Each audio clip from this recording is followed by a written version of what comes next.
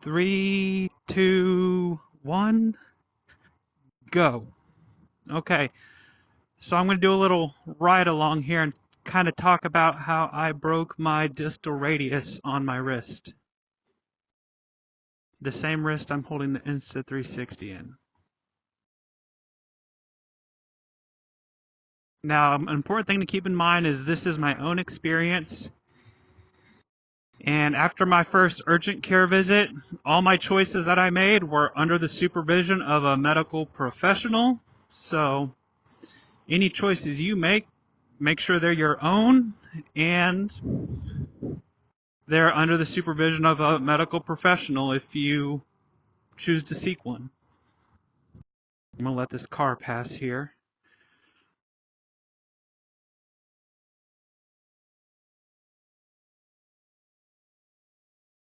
So, I was selling a scooter, little Segway scooter to a guy. And I was like, have you ever seen one of these electric unicycles? Because it was sitting right next to my scooter that I was selling him. He goes, no, but my friend has a one wheel. And I kind of scoffed at that. And I said, well, watch this. These EUCs are so much cooler. I had some tennis shoes on, probably the lightest shorts and t-shirt possible. And I hopped on right in front of my house. And I ran it up to 40. No safety gear, no helmet, no nothing. And I slowed down really fast. Started to get speed wobbles. I've always been able to ride them out in the past, so it never really worried me. This time I did not ride it out. I think I hit about 40, and then when I went to slow down, I got speed wobbles. And I just leaned back, trying to get it under control. Never did. I would like to think I got it down to 25 miles an hour before I fell, but I don't really know. But I fell down, kind of on my butt, put my hands down behind me, skinned up my palms real good, and just knocked the wind out of myself. It really surprised me because I've never had a real actual accident like that, one that surprises you in that way. And instantly, I get up, I look at the guy, and I'm just breathing real hard, and it knocked the wind out of myself. I'm just mortified. He thinks he might have seen somebody just die. and I'm like, maybe you should just stick to two wheels. And he's like nodding, yes, and he gets out of there fast. He doesn't want to be around anymore. So I go and I ring the doorbell, and I'm just standing there at the door, bloody palms, and my wife instantly knows kind of what happened. It finally came. It was that time. My wrist started swelling almost immediately. I thought it was just maybe a sprain or something. So I self-splint, and then on day 2, I'm like, this might be more than a break. And I'm like, I don't want to be permanently disfigured because I didn't go seek medical assistance. Like the cost of seeking medical care is going to offset not being able to use my wrist for the rest of my life. So I went and I sought medical care. I'm going to let this car pass real quick instead of going quickly.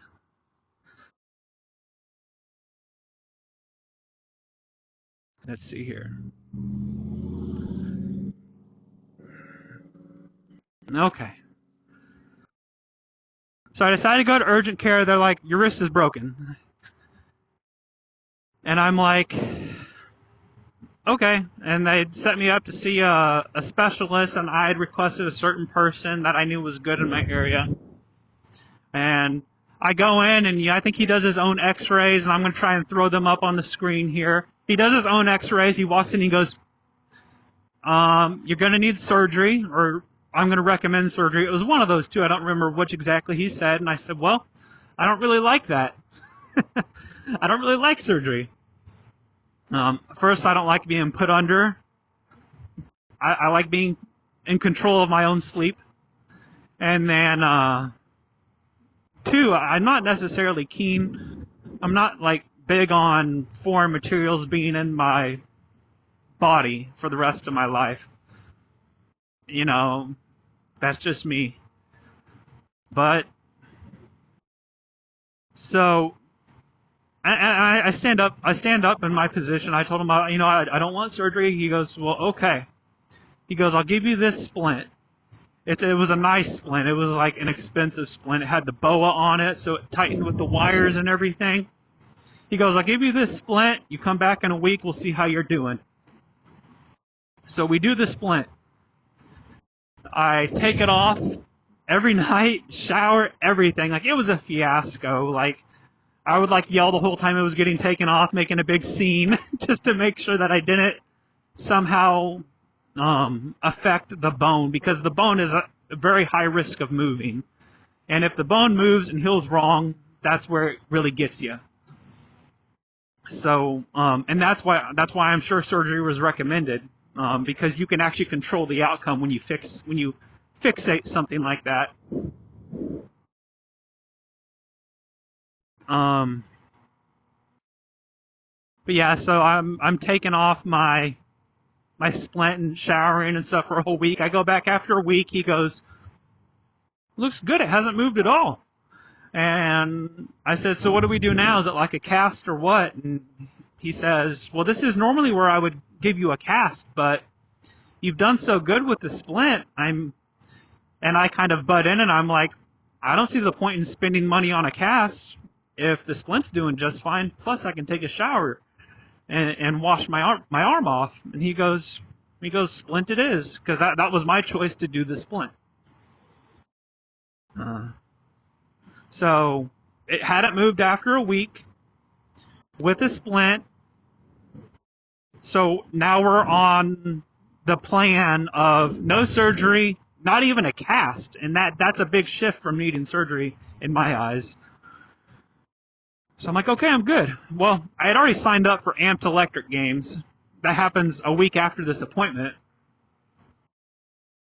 And I'm like, let's go. I've already spent, it was a little bit of money to sign up. So I go to Amped Electric games with my freshly broken wrist and my splint that's already, in a high risk situation. I just tell myself, I'm not going to leave the ground. I'm not going to jump because I can't fall on this arm. And I stay true to that. I don't leave the ground. But on day 2, we're going around the berms and stuff. I did not play with any of the settings here on my links because, I don't know, I worry about setting something up wrong and falling. So I just didn't mess with anything. No lean angles, no nothing. Well, I'm hitting a berm on one of the later runs of day 2, and I lean into it so hard because I feel like I'm catching the guy ahead of me. And I hear my wheel just go beep, and I've never heard it do that before. But I have an inkling, and I know what's about to happen. It was a right-hand berm, and my wheel just shut off because the lean angle had been tripped. It thought I was laying the wheel down. So it shut off mid-corner. I was probably going 15 mile an hour, maybe, 15 to 20. And I fell right on my wrist that had the splint on it. I scraped up my pinky a little bit. You got drag marks across my multi-$100 splint, so I can't really explain that to the doctor without saying I rode my unicycle. And but I did not enter any more races after that. I don't even know if I was eligible for any more races. But I went home. I was like, that's enough. That was a big risk. I fell. I went home. And I was so worried about bone shift, things like that. But there was no swelling, no indication that anything had shifted. There was no pain from me falling on that. So I took another gamble, and me and my research and you talking with ChatGPT, we make a choice that we don't need to tell anyone about it. We don't need to go get x-rays. That was my own choice because there was no swelling, no pain. And, that rides through for a couple weeks. And I'm also going to throw up some other images on here. Keep in mind that I've done all my own research. I have no medical knowledge or anything. Hold on, we're going past some cars here. Be like, who's he talking to?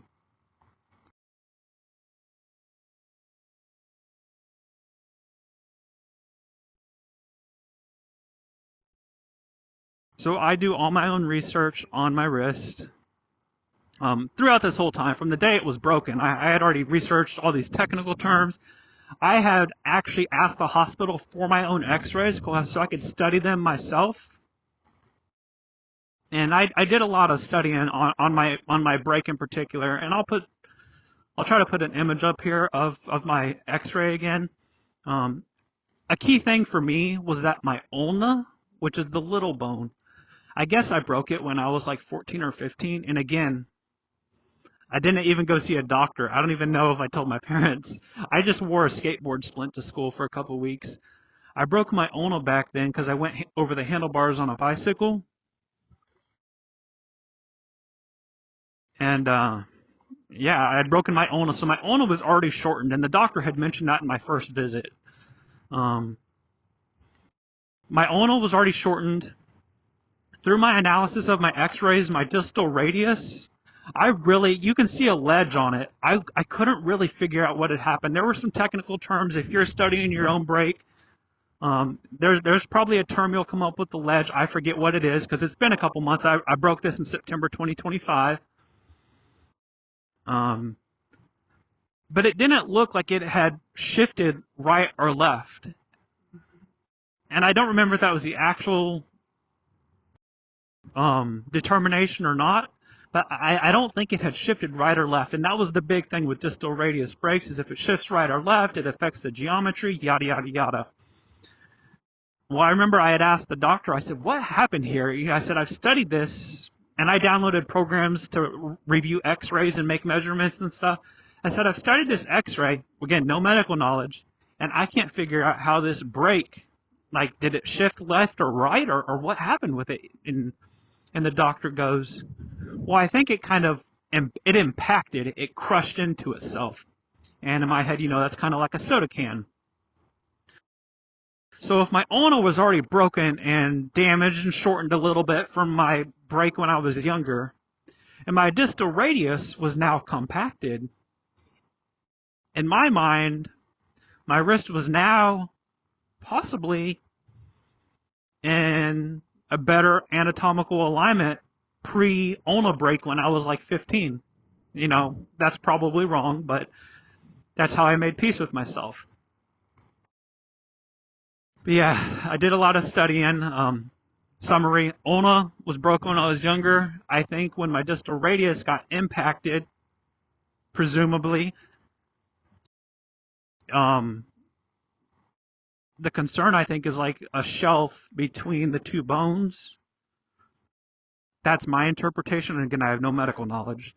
But there's a shelf between the two bones, and that's the concern. But if both bones were shortened similarly, then is there really a problem anymore? So yeah, that was part of my justification not to get surgery. But jumping back to, after I fell on my arm, I went back to the doctor, a couple weeks later in my checkup. I don't know if it was a couple months later or what, but he was like, everything looks good, and I had to be honest, and I was like, I fell on my arm. Look at the splint. I fell right on it, and he looks at me and goes, well, it looks like it did what it was supposed to do because nothing moved. So that was a relief. And I don't know if I was able to start removing the splint at that point or not, but I remember at my last checkup, at my very last checkup with the doctor to check how everything had healed, my final visit, and this really hit home with me. He looked at everything and he goes, it looks good. And he kind of said, he didn't kind of say, he said, you made a good choice not to get surgery. And that's just such a relief to hear that, you took the gamble and you won. He didn't tell me why it was a good choice, but I feel like it was a good choice because the only way he could guarantee the outcome was with surgery. The only way he could guarantee that I'm not going to have severe wrist complications later in life or, a wrist deformity was to surgically fixate it with, the plates and the screws. But I didn't want to do the screws, so I took a gamble there, and I came out on top. So yeah, I would understand if that was his position for doing the surgery, is because he can guarantee the outcome and make sure that I'm not disfigured for life. But my personal understanding, which he didn't explain it to me, when he said you made a good choice not to get surgery, I think the outcome he saw was probably the same outcome that I would have gotten with surgery. It was a gamble, though. It was probably a pretty big gamble, in all honesty. But let's see. I hate this house here. I got some dogs sometimes. Just get through this. See if these dogs come out.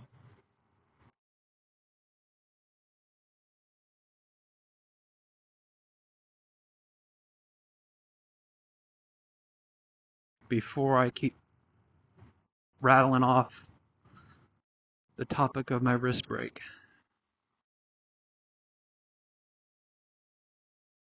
Okay.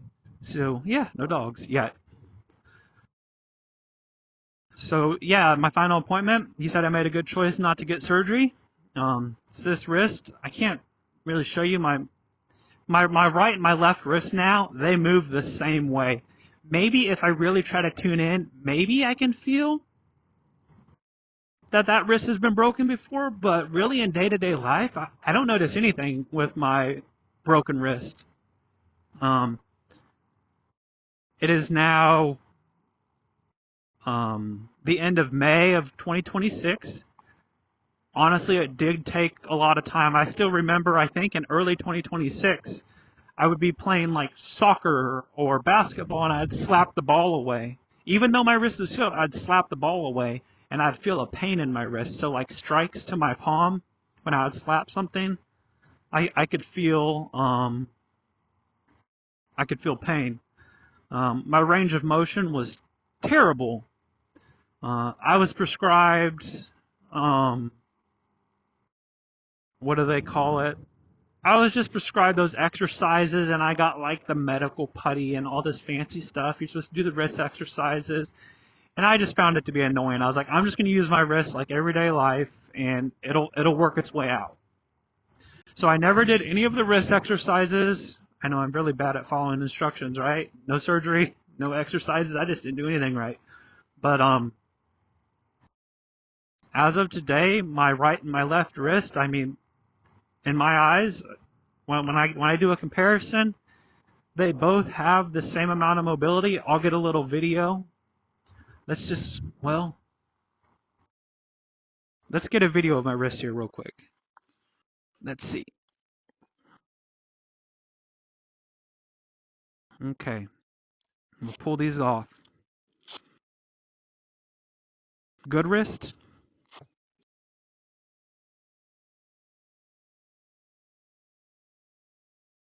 Bad wrist. Good wrist, bad wrist. Let's see.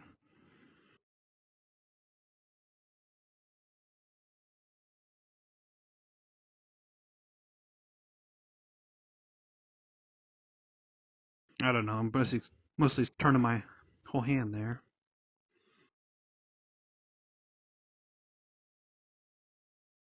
I really don't know how to show the mobility. Honestly, the right wrist doesn't feel quite as natural as the left wrist, but it's probably because it's been broken within the last year, but it gets better all the time. I don't notice it in everyday life. Maybe when I get older, I will notice it.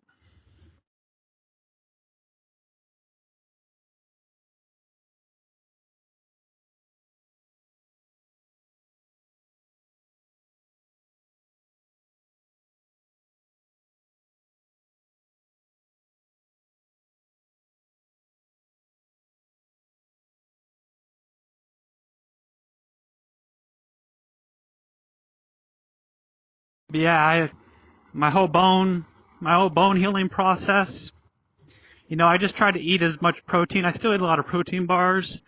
It probably didn't have an effect, but I ate a lot of protein because I thought that helps maybe build bone. I ate calcium chews. Probably surprised that I don't have a kidney stone. Maybe I do from those because I ate the calcium chews, and I don't know that that was really the right thing to do. But I was like, anything to help. All in all, I guess I can wrap up this video. Kind of shows my story of my wrist. Trying to think if I'm missing anything. I still, honestly, I ride sometimes without any safety gear, but I keep it at 10 mile an hour or less. I'll do like evening cruises in the woods near my house, and I'll just cruise in my shorts, just like I crashed in, but I don't go fast, and slow speed crashes can still happen, but I guess it's a risk that I'm willing to take. But yeah, I made this video because when I broke my wrist, I was looking everywhere for everything that could help me maybe learn more about it and see other people's experience. There was one YouTube video. He didn't show any x-rays, but he told his story. And I kind of wish there was more stuff like that out there. So this is kind of my contribution to people that are interested in wrist breaks like I am. For my own personal reasons. But,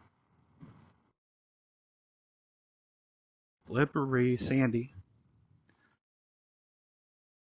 Yeah, hopefully you never, I'm passing a car here, so I'm a little cautious right now.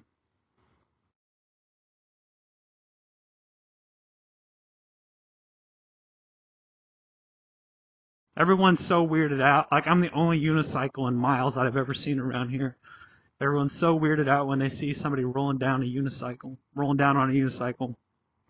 But yeah, hopefully this video helps you. And like I said in the beginning, I did it under the supervision of a medical professional, a doctor, and, what are they? I think they're called orthopedic surgeons, orthopedic doctors. Like, they're some of the best around. The ones that I had kind of overseeing it, and I took a gamble, and it seems to work out for me so far. So take it for what you will. If this were to happen 2 times, maybe the second time, the outcome wouldn't be so good. I had a lot of risk, and like falling on it, and somehow I just came out on top. So I've been looking to make this for a while, so there it is. See you later.